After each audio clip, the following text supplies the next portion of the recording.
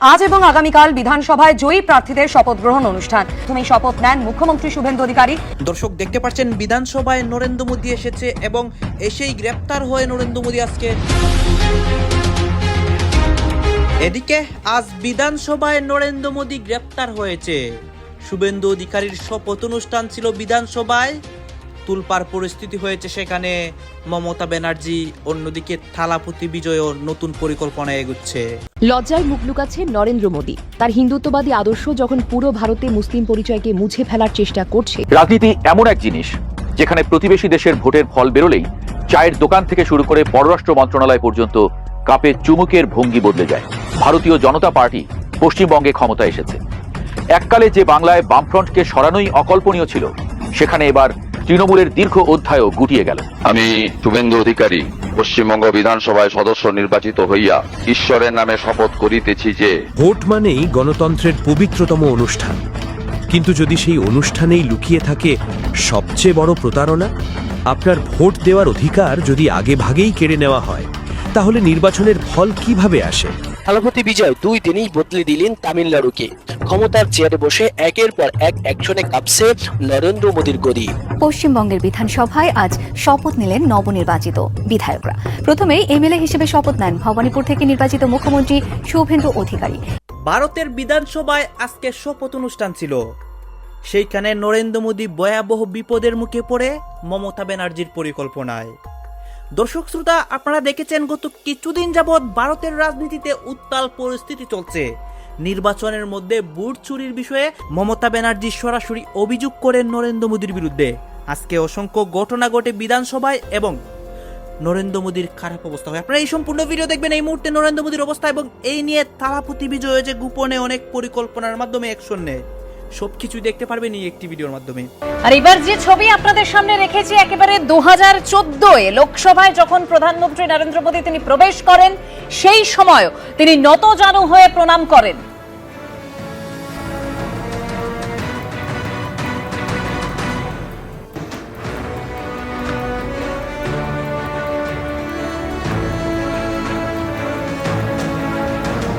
লোকসভায় প্রবেশের আগে আপনারা দেখতে পাচ্ছেন 2014 ছবি আপনাদের সামনে রেখেছি। নরেন্দ্র মোদী তিনি নতজানু হয়ে প্রণাম করেন।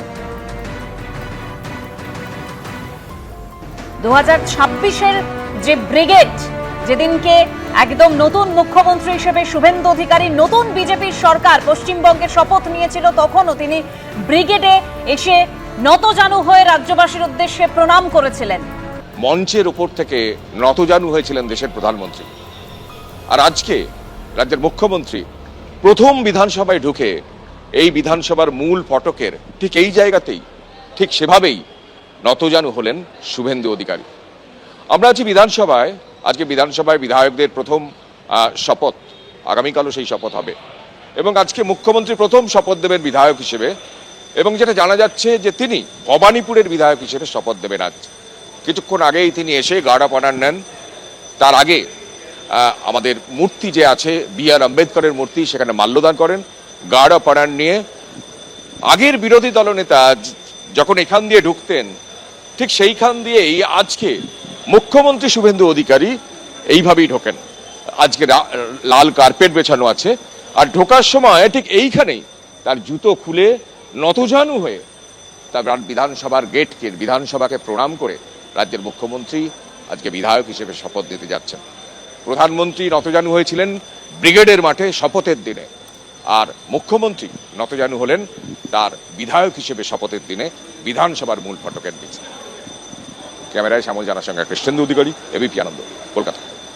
একদিকে বিধানসভায় ঢোকার সময় সিঁড়িতে নতজানু হয়ে শ্রদ্ধা জ্ঞাপন করেছেন শুভেন্দু অধিকারী, অন্যদিকে বিধানসভায় নিজের জন্য যে তার নির্দিষ্ট ঘর, সেই ঘরে ঢুকে পুজোও করেন শুভেন্দু অধিকারী। বিধানসভায় নিজের জন্য যে নির্দিষ্ট ঘর, সেই ঘরে ঢুকে পুজো সারেন শুভেন্দু অধিকারী। আর এই ভিডিও তিনি ফেসবুকে পোস্ট করেন। ঘণ্টা বাজিয়ে নতুন মুখ্যমন্ত্রীর পুজো, সেখানে শাঁখও বাজে। আর এর আগেই বিধানসভায় ঢোকার আগে একদম সিঁড়িতে প্রণত হয়ে শ্রদ্ধা জ্ঞাপন করেছেন নতুন মুখ্যমন্ত্রী। লজ্জায় মুখ লুকাচ্ছেন নরেন্দ্র মোদী। তার হিন্দুত্ববাদী আদর্শ যখন পুরো ভারতে মুসলিম পরিচয়কে মুছে ফেলার চেষ্টা করছে, যখন হিজাবকে কোণঠাসা করার জন্য আদালতের বারান্দা থেকে শুরু করে রাজপথ পর্যন্ত বোনা হচ্ছে ষড়যন্ত্রের জাল, ঠিক তখনই দক্ষিণ ভারতের সমুদ্র উপকূল থেকে এক বিশাল সুনামি আছড়ে পড়ল। এই সুনামির নাম থালাপতি বিজয়, তামিলনাড়ুর নতুন মুখ্যমন্ত্রী। কিন্তু জানেন কি, এই বিজয়কে সাহস যোগাচ্ছেন কে? তিনি আর কেউ নন, কেরালার রাজনীতির ময়দান থেকে উঠে আসা হিজাব পরিহিত এক সিংহে ফাতেমা তাহালিয়া। আজ আমরা ফাতেমাকে কেন্দ্র করে এমন এক রোমহর্ষক রাজনৈতিক থ্রিলারের কথা বলবো, যা রূপলী পর্দার যে কোনো ব্লকবাস্টার সিনেমাকেও হার মানাবে। প্রিয় দর্শক, ভারত এখন দেখছে এক অভাবনীয় দৃশ্য। যে হিজাবকে অপদস্থ করার চেষ্টা করা হয়েছে, সেই হিজাব আজ মন্ত্রিসভার অলংকার।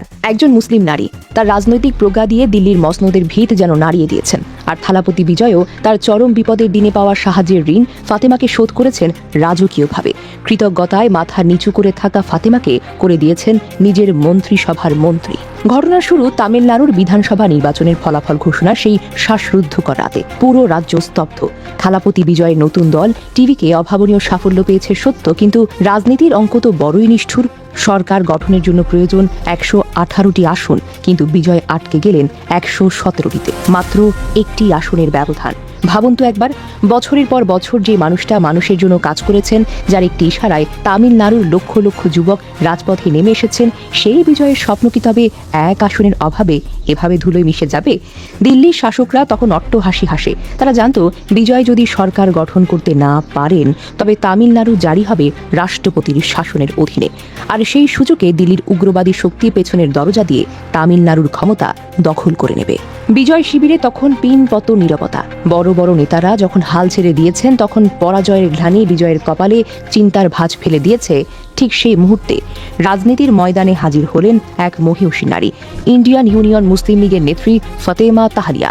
তিনি জানতেন, এটি কেবল বিজয়ের হার নয়, এটি হবে দক্ষিণ ভারতের ধর্মনিরপেক্ষতা আর মুসলিমদের আত্মপরিচয়ের হার। ফাতেমা তাহালিয়া কোনো সাধারণ নাম নয়, তিনি মুসলিম ছাত্র ফেডারেশনের প্রাক্তন সর্বভারতীয় নেত্রী। তার রক্তে বইছে অন্যায়ের বিরুদ্ধে আপোষহীন সংগ্রামের চেতনা। তিনি খুব ভালো করে বুঝতে পারেন, তামিলনাড়ুর পতন হবে পুরো দক্ষিণ ভারতের বিজেপির আধিপত্য বিস্তারের পথকে খুলে যাওয়া। কেন্দ্রীয় বিজেপি সরকার যখন বিজয়কে একঘরে করে ষড়যন্ত্র করছিলেন, ফাতেমা তাহালিয়া তখন বীরদর্পে এসে দাঁড়ালেন বিজয়ের পাশে। কোনো দর কষাকষি নয়, কোনো ক্ষমতার লোভ নয়, তিনি তার দলের পাওয়া অত্যন্ত মূল্যবান দুটি আসন বিনা শর্তে তুলে দিলেন থালাপতির হাতে। মুহূর্তের মধ্যেই রাজনৈতিক চাকা ঘুরে গেল। 117 থেকে বিজয়ের আসন এখন এক লাফে পৌঁছে গেল 119-এ। মজার ব্যাপার হলো, ফাতেমা তাহালিয়া কিন্তু তামিলনাড়ু থেকে ইলেকশন করেননি। তিনি দক্ষিণ ভারতের আরেক রাজ্য কেরালা থেকে সাংসদ হিসেবে নির্বাচিত হয়েছেন। কিন্তু তিনি যেহেতু দলের কেন্দ্রীয় পর্যায়ের নেত্রী, তাই দলের নীতি নির্ধারক হিসেবে সমগ্র ভারতের সংখ্যালঘুর স্বার্থ চিন্তা করে বিজয়কে সমর্থনের সিদ্ধান্তটি তিনি নিয়েছেন। এটি কি কেবল একটি রাজনৈতিক সমর্থন ছিল? না, এটি ছিল একটি মুসলিম নারীর পক্ষ থেকে উগ্র হিন্দুত্ববাদের গালে মোক্ষম চর। ফাতিমা প্রমাণ করলেন, মুসলমানরা যখন কাউকে বন্ধু মনে করে, তারা নিজেদের সবটুকু দিয়ে সেই বন্ধুত্ব রক্ষা করে। ফাতিমার এই মাস্টার স্ট্রোক বিজেপির অহংকারী শাসকদের বুক যেন কাঁপিয়ে দিল। যারা ভেবেছিল বিজয়কে আটকে দেবে, তারা দেখল এক হিজাবি নারীর বুদ্ধির কাছে তাদের সব ষড়যন্ত্র খড়কুটোর মতো যেন উড়ে গেছে। সিনেমাতে আমরা যে বিজয়কে দেখেছি দুষ্টের দমন, শিষ্টের পালন করতে, বাস্তবে বিজয় থালাপতি কিন্তু আরো বেশি তেজস্বী। তিনি প্রমাণ করলেন তিনি আসলেই শিষ্টের পালন করেন, ভালো মানুষকে মর্যাদা দেন। বিজয়ের ক্ষমতা পাওয়ার পর সবাই ভেবেছিল তিনি হয়তো ফাতেমাকে ধন্যবাদ জানানোর জন্যই তো দায়িত্ব শেষ করবেন, কিন্তু না। বিজয়ের পর তার মন্ত্রিসভা গঠন করতে পুরো ভারতকে চমকে দিয়েছেন তিনি। তামিলনাড়ুর শীর্ষ মিডিয়াগুলো যখন রিপোর্ট করলো বিজয় তার অত্যন্ত ছিমছাম এবং শক্তিশালী মন্ত্রিসভায় সরাসরি জায়গা করে দিয়েছেন ফাতিমা তাহালিয়াকে, তখন যেন দিল্লির নীতি নির্ধারকদের গালে একটা চপাট করে চর বসল। এটি কেবল কৃতজ্ঞতা নয়, এটি হলো মুসলিম নেতৃত্বের প্রতি বিজয়ের অগাধ বিশ্বাস। যেখানে বুলেট কাজ করে না, যেখানে কাটা তার হার মানে, সেখানে কি এবার ঘাতক বাহিনীকে নামানোর প্রস্তুতি নিচ্ছে ভারত? 2026-এর এই উত্তপ্ত এপ্রিলে পশ্চিমবঙ্গ সীমান্ত নিয়ে এমন এক গোয়েন্দা রিপোর্ট সামনে এসেছে, যা শুধু কূটনীতি নয়, আন্তর্জাতিক মানবাধিকারকেও প্রশ্নের মুখে দাঁড় করিয়ে দিয়েছে। পশ্চিমবঙ্গের 415 কিলোমিটারের এক দুর্ভেদ্য দেওয়াল, একদিকে জমি হস্তান্তরের প্রশাসনিক তৎপরতা, আর অন্যদিকে সুন্দরবনের জলাভূমিতে সাপ ও কুমির মোতায়েনের এক অবিশ্বাস্য ছক। কেন হঠাৎ এত মরিয়া হয়ে উঠল পশ্চিমবঙ্গ সরকার? এটা কি শুধুই অনুপ্রবেশ রোধ, নাকি এর আড়ালে লুকিয়ে রয়েছে অন্য কোনো ডেমোগ্রাফিক মাস্টার প্ল্যান? ঢাকা বলছে এটা অমানবিক, দিল্লি বলছে এটা নিরাপত্তা, কিন্তু সীমান্তে জিরো লাইনে দাঁড়িয়ে থাকা সাধারণ মানুষের কাছে এটা এক জীবন্ত নরক। আজকের এপিসোডে আমরা কোনো সেন্সরশিপ ছাড়াই ডিকোড করব কেন পশ্চিমবঙ্গ সীমান্তের এই নতুন সমীকরণ দক্ষিণ এশিয়ার ভূ রাজনীতিকে আমূল বদলে দিতে পারে। প্রস্তুত তো? আপনারা দেখছেন গ্লোবাল ইম্প্যাক্ট। চলো আজ সত্যের গভীরে যাওয়া যাক। পশ্চিমবঙ্গের অবস্থানের কৌশলগত পরিবর্তন। পশ্চিমবঙ্গের সীমান্ত রাজনীতিতে গত কয়েক দশকে যে স্থিতাবস্থা ছিল সেটা এখন অতীত। নবান্নের অলিন্দ থেকে এখন যে ফাইলগুলো ঝড়ের গতিতে এগোচ্ছে তা হলো বিএসএফ এর জন্য জমি অধিগ্রহণ। কিন্তু কেন হঠাৎ এই তৎপরতা? তথ্য বলছে পশ্চিমবঙ্গের প্রায় 900 কিলোমিটার সীমান্তে এখনো কাঁটাতারের বেড়া সম্পূর্ণ হয়নি। এর মধ্যে নদীপথ এবং জলাভূমি রয়েছে একটা বড় অংশ জুড়ে। বর্তমান রাজ্য সরকার ক্ষমতা গ্রহণের মাত্র 45 দিনের মধ্যে বিএসএফ কে জমি হস্তান্তরের যে মাস্টার প্ল্যান নিয়েছে তার নেপথ্যে রয়েছে দুটো অত্যন্ত সংবেদনশীল ফ্যাক্টর। প্রথমটা জিরো টলারেন্স টু ইনফিল্ট্রেশন এবং দ্বিতীয় সীমান্তবর্তী জেলাগুলো দ্রুত বদলে যাওয়া ডেমোগ্রাফিক প্রোফাইল বা জনতাত্ত্বিক কাঠামো। রাজনৈতিক মহলের মতে এটি কেবল একটি প্রশাসনিক পদক্ষেপ নয়, বরং দিল্লির কেন্দ্রীয় নীতির সাথে কলকাতার এক অভূতপূর্ব সমন্বয়। যেখানে আগে জমি অধিগ্রহণ নিয়ে রাজ্য ও কেন্দ্রের মধ্যে দীর্ঘ টানাপোড়েন চলত, সেখানে এখন লক্ষ্য একটাই, সীমান্তকে সম্পূর্ণ সিল করে দেওয়া। কিন্তু প্রশ্ন হলো, পশ্চিমবঙ্গ সরকারের এই এক্সপ্রেস গতি ওপার বাংলার সাথে দীর্ঘদিনের অমীমাংসিত সীমান্ত সমস্যাগুলোকে কি আরও জটিল করে তুলছে? ঢাকার কূটনৈতিক টেবিলে কেন এই তৎপরতাকে বাংলাদেশ ভারত মৈত্রীর পরিপন্থী হিসেবে দেখা হচ্ছে? ত্রিমুখী হুমকি, ঢাকার উদ্বেগের নেপথ্য কারণ। ভারত যখন একে নিরাপত্তার প্রশ্ন বলছে বাংলাদেশের কাছে, তখন এটি অস্তিত্ব ও মর্যাদার লড়াই। ঢাকার এই উদ্বেগের দেওয়াল মূলত তিনটে মজবুত স্তম্ভের উপরে দাঁড়িয়ে রয়েছে: মানবিক ক্রাইসিস ও স্মোকিং গান পলিসি। প্রথমত, বাংলাদেশের প্রধান উদ্বেগের নাম সীমান্ত হত্যা। ঢাকা বরাবরই আন্তর্জাতিক মঞ্চে বিএসএফ এর বিরুদ্ধে লিথাল ওয়েপন বা মরণাস্ত্র ব্যবহারের গভীর অভিযোগ তুলে আসছে। তাদের দাবি, কড়াকড়ি বাড়লে কেবল চোরা কারবারিদের নয়, ভুলবশত সীমান্ত রেখা পার হওয়া সাধারণ কৃষক বা কিশোররাও বিএসএফ এর এই নিশানায় চলে আসবে। বাংলাদেশের পররাষ্ট্র মন্ত্রণালয়ের মতে একটি বন্ধুত্বপূর্ণ সীমান্তে গুলি কোনো সমাধান হতে পারে না। এটা দুই দেশের সাধারণ মানুষের হৃদয়ে এক দীর্ঘস্থায়ী মনস্তাত্ত্বিক ক্ষত তৈরি করছে। অনুপ্রবেশের তকমা ও পুশব্যাক আতঙ্ক। দ্বিতীয় স্তম্ভটি হলো অনুপ্রবেশ শব্দটির রাজনৈতিক ব্যাখ্যা। বাংলাদেশের অভিযোগ, ভারতের অভ্যন্তরীণ রাজনীতিতে অনুপ্রবেশকারী শব্দটিকে অনেক সময় একটা নির্দিষ্ট ধর্মীয় বা জাতিগত গোষ্ঠীর সমর্থক করে তোলা হয়। ঢাকা আশঙ্কা করছে এই তকমা ব্যবহার করে সীমান্তে বসবাসকারী বৈধ নাগরিকদেরকেও হয়রানি করা হতে পারে। এতে দুই দেশের সীমান্তরক্ষী বাহিনীর মধ্যেকার কয়েক দশকের পেশাদার আস্থায় ফাটল ধরার ঝুঁকি তৈরি হচ্ছে। 150 গজের ট্র্যাপ ও অর্থনৈতিক পক্ষাঘাত। তৃতীয় এবং সবথেকে বাস্তবসম্মত কারণ হলো আর্থসামাজিক বিপর্যয়। আন্তর্জাতিক সীমান্ত আইন বা বর্ডার ডিফেন্স গাইডলাইন অনুযায়ী জিরো লাইন থেকে 150 গজের ভেতরে কোনো স্থায়ী স্থাপনার নির্মাণ নিষিদ্ধ। কিন্তু ভারতের এই নতুন তৎপরতায় জিরো লাইনের একদম কাছে বেড়া দেওয়ার যে পরিকল্পনা, তাতে কয়েক হাজার বাংলাদেশি পরিবার তাদের পৈতৃক কৃষি জমি ও ঘরবাড়ি থেকে বিচ্ছিন্ন হয়ে যাওয়ার ঝুঁকিতে রয়েছে। বাংলাদেশের জন্য এটা কেবল মানচিত্রের পরিবর্তন নয়, এটা একটা বড় ধরনের মানবিক ও অর্থনৈতিক বাস্তুচ্যুতি। সংক্ষেপে বলতে গেলে, বাংলাদেশ নিরাপত্তাকে ভয় পায় না, তারা ভয় পায় নিরাপত্তার নামে একতরফা প্রশাসনিক আগ্রাসনকে। ফের উত্তপ্ত হলো ভারত ও বাংলাদেশ সীমান্ত। একই পশ্চিমবঙ্গে বিজেপি সরকার আসার পর বাংলাদেশের পক্ষ থেকে একাধিক আর্তনাদ আমরা শুনতে পাচ্ছিলাম। তারা আতঙ্কিত বোধ করছিলেন যে ভারত হয়তো সব রোহিঙ্গা অবৈধ বাংলাদেশিদের পুশব্যাক করে তাদের দেশে পাঠিয়ে দেবে।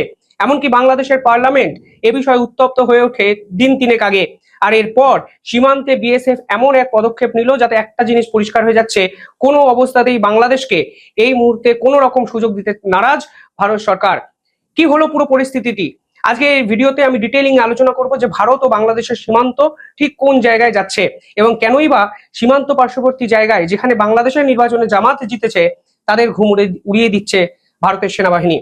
দেখুন, যে তথ্য কালকে সামনে আসে সেখানে বলা হয় ত্রিপুরা এবং বাংলাদেশের যে সীমান্তবর্তী এলাকা, সেখানে অবৈধ বাংলাদেশিরা রাতের অন্ধকারে ভারতবর্ষে কিছু পাচার করার চেষ্টা করছিলেন এবং সেই পাচার করার সময় বিএসএফ প্রাথমিকভাবে তাদের নিষেধ করেন, কিন্তু কোনো অবস্থাতেই তারা এই পাচার বন্ধ করতে রাজি হননি। এরপর বিএসএফ এখানে একটা ট্র্যাপ সৃষ্টি করেন।